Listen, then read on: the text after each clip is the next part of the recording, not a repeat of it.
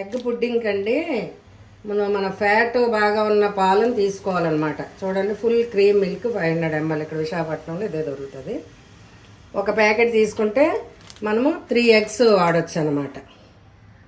నేను 2 ప్యాకెట్లు తీసుకున్నాను, 8 మంది అలా వస్తే మనకు సరిపోద్దని 2 ప్యాకెట్స్ మిల్క్ తీసుకున్నాను.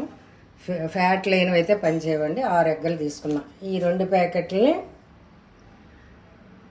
మరగబెట్టి గిన్నెలో మరగబెట్టి కొద్దిగా ఈ చల్లనీళ్ళలో గిన్నెలో నీళ్ళు వేసుకొని చల్లనీళ్ళలో పెట్టారనమాట. పెట్టాక ఆరిపోయాక మనం ఆ పాలను పక్కన పెట్టుకొని అప్పుడు ఈ గిన్నెలోకి మనం ఎగ్స్ ఒకటి కొట్టి మనం మిషన్తో తిప్పచ్చు. ఇదే ఉండాలని లేదండి, ఎవరికైనా గరిటెతో తిప్పచ్చు, చెక్క గరిటెతో తిప్పచ్చు, నో ప్రాబ్లం. మనకు ఉంది కాబట్టి కొద్దిగా తొందరగా అవుతుందని ఇది యూజ్ చేస్తాం, అందుకని ఏమీ లేదు. ఓవెనే ఉండాలి పుడ్డింగ్కి అనేది కూడా లేదు. మన స్టవ్ మీద ఎట్లా చేసుకోవాలో చెప్తాను. మన ఎగ్ పుడ్డింగ్నే అమెరికాలో క్రంబులే అంటారు, కానీ నాకు అది చిన్న డిఫరెన్స్ ఉందేమో అనుకుంటాను, అందుకని ఏమీ కాదు. ఈ పాలనే వేరే గిన్నెలోకి వేసుకున్నానండి. ఒక గుడ్డు కొట్టి మనం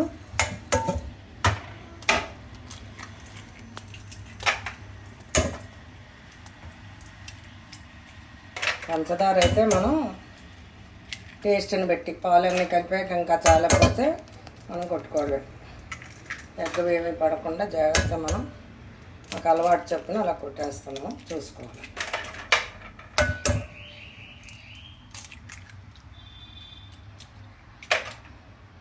దీన్ని మిషన్తో చేసి ఊడిపోయింది, ఒకటైనా పర్వాలేదు.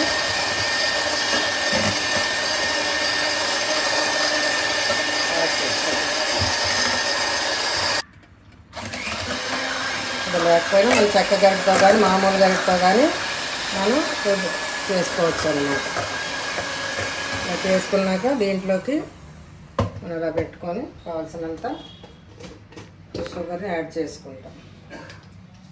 అట్లా 1 2 3 4 5 6 7 ప్రస్తుతానికి అలా వేసుకోవచ్చు. షుగర్ ఎవరి టేస్ట్ని బట్టి, ఒక్కొక్క టేస్ట్ ఎక్కువగా స్వీట్ కావాలనుకుంటే స్వీట్గా. దీంట్లోకి మనం ఏమంటే 1 స్పూన్ 2 స్పూన్లు, అర ప్యాకెట్కి కస్టర్డ్ పౌడరు 2 స్పూన్లు వేసుకోవాలి. మిల్క్ ప్యాకెట్లు 3 చెప్పాను కదండి, ఇలాగా అది 2 స్పూన్లు లాగా ఉంటుంది. విడిగా దొరికితే అలా తీసుకొని మనకి ఇలా 10 రూపాయల ప్యాకెట్లు కూడా అమ్ముతారు. 2 3 వేసి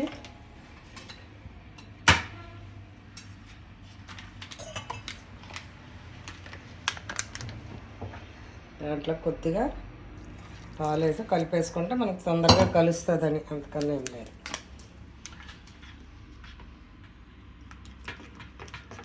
ఇలా కలిపెట్టేసుకొని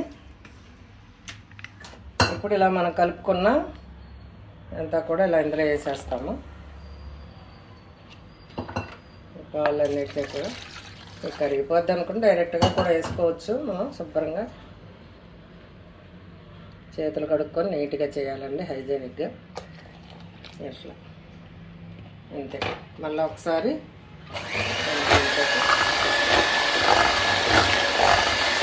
వేసాక మనం షుగర్ చూసుకోవాలన్నమాట. ఇప్పుడు షుగర్ చూసుకొని సరిపోయింది అనుకోండి, అది రసం లేదా ఇప్పుడు వేసుకోవచ్చు. కొన్ని వేసుకోండి, ఇంకైతే సరిపోతుంది. అడుగులు కూడా తిప్పితే దానికి షుగర్ ఉన్నా కరగకపోయినా కొద్దిగా ఉన్నా పర్లేదండి. ఆ బౌల్లో వేసినప్పుడు అది కరిగిపోతుంది. ఇదిగోండి వెనిల్లా ఎసెన్స్ అన్నమాట. ఇది ప్యాకెట్కి 1 వేసుకుంటాం, 2 ప్యాకెట్లకి 2.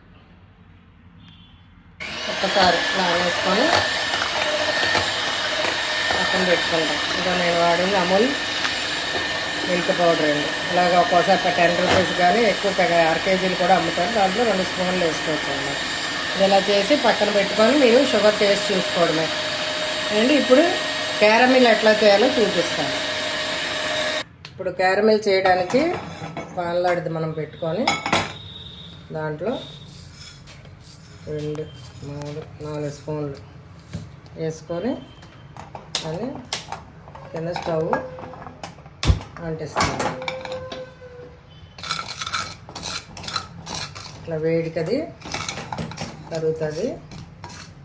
చూడండి ఎంత కరుగుతుందో. ఇవన్నీ ఇలా కరుగుతుంది అనమాట. అయినా అలా ఉంచేయాలి దాన్ని. అట్లాగా కరిగిపోద్ది అనమాట. ఇది క్యారమిల్ అంటారు, అందరికీ తెలిసిందేలేండి. ఇట్లా అయ్యాక నొరగలాగా వస్తుంది. అప్పుడు దాకా అలా ఉంచుకొని మరీ అంటే పైన చిరుచేతిలాగా అనమాట.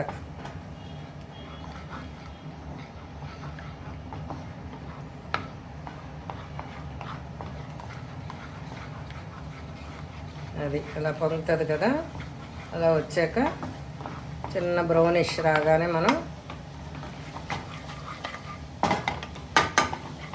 ఇది వచ్చింది కదా, అప్పుడు మనం స్టవ్ ఆఫ్ చేసేసి దీంట్లో అట్లా మధ్యలో పోసి మనం ఆ బౌల్ని అటు ఇటు శుభ్రంగా అలా తిప్పేయాలి వీలున్నంత మట్టుకు. వెంటనే నో ప్రాబ్లం. అంత అయ్యేసరికి నీట్గా వస్తుంది అన్నమాట. ఒక గిన్నెకి అలా చేసుకున్నాను. రెండో దానికి మళ్ళీ మనం కొద్దిగా మళ్ళీ షుగర్ వేసి చేసుకున్నాం, కట్టేసాము. దాన్ని చూడండి. ఇప్పుడు ఇది చూడండి ఇట్లాగ ఉండిపోద్ది అనమాట. వెంటనే తిప్పేయాలి. అప్పుడు దాన్ని మనం ఇక్కడ రెడీ చేసుకున్న దాన్ని అటు ఇటు కదలనప్పుడు దాంట్లో పోసుకోవడమేనండి. కొద్దిగా అలా పోసి వదిలేస్తే ఇక్కడ ఈ గిన్నెనే కాదు, ప్యాన్ అనే కాదు, ఏదైనా సరే వాటర్ పోసి ఏదైనా మోళ్ళాడుతుంటే మనం పెట్టుకోవచ్చు. లేకపోతే ఏదీ లేదు, నేను స్టీల్ గిన్నెలు పెట్టాను అనమాట. స్టవ్ వెలిగించే ఉంది పెద్ద మంట మీద. దాని మీద మనం దీన్ని ఇట్లా ప్లేస్ చేసేసి మూత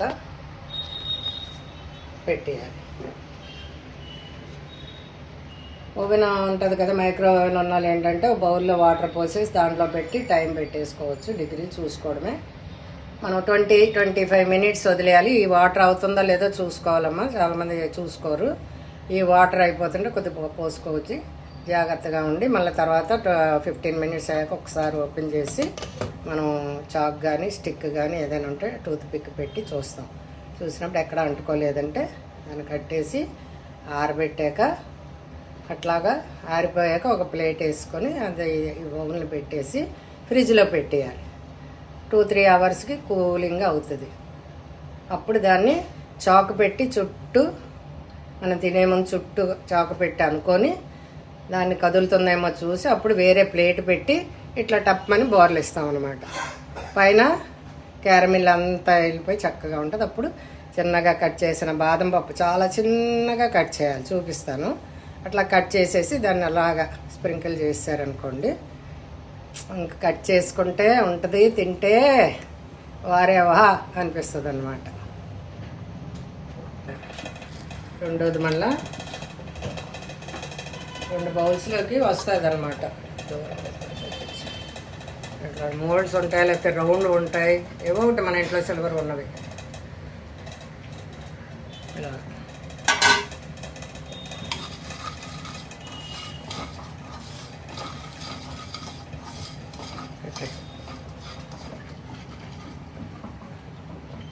ఇవ్వండి. ఇలా రెండోది కూడా రెండో బౌల్ అయితే 2 ప్యాకెట్లు 2 అవుతాయి అన్నమాట. మనం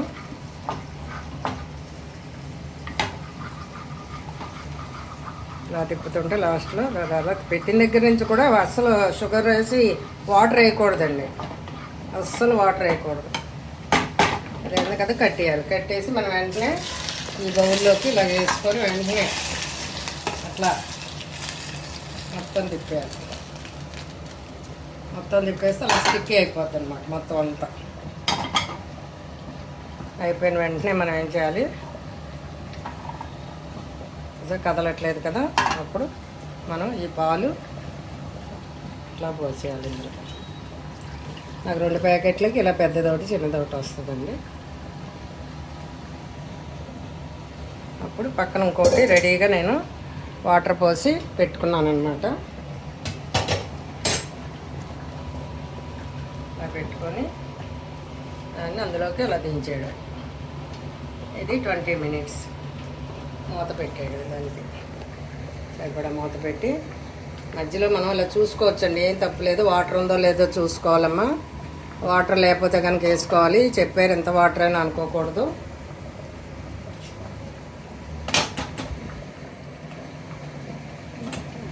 అట్లా ఇలా మూత పెట్టేసి గాజు అయితే కనపడుతుంటుంది. మాకు ఇది పెట్టామన్నమాట.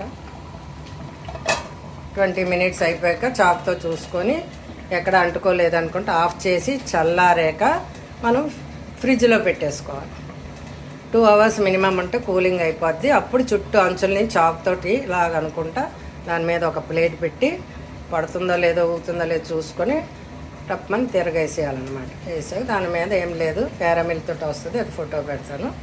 దాని మీద మనకు జీడిపప్పు, బాదం పప్పులు ఆల్రెడీ చిన్న చిన్న పీసెస్ కట్ అయ్యి కూడా అమ్ముతున్నారు. అలా కాకుండా మనం ఇంట్లో చిన్న చాకుతో గబగబా కట్ చేసుకొని ఎంత చిన్నవైతే అంత బాగుంటాయి అన్నమాట. మళ్ళా తర్వాత పెడతాను. అంతేనమ్మా, అయిపోయింది.